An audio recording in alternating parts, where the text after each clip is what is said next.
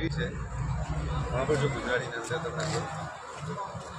હવે નબી અલીસલાતુ વસ્સલામની જ્યારે નબુવત મળી, હુઝુર સલ્લલ્લાહુ જ્યારે નબુવત મળી ગઈ તો નબુવત મળ્યા પછી નબી સલ્લલ્લાહુ વહદાનિયતની દાવત દેવાનું શરૂ કર્યું ઉમ્મતને, અને પોતાના પાકીઝા અખલાક અને પોતાની પ્યારી સુન્નતો તરફ લોકોને મુતવજ્જહ કર્યા, અલ્લાહના દીન તરફ, શરીયત તરફ.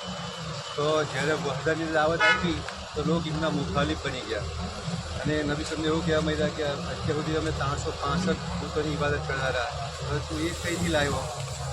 આવું કહીને નબી સલ્લલ્લાહુ મુખાલિફ થઈ ગયા અને લોકોને સરળ તકલીફો પહોંચાડવા માંડ્યા.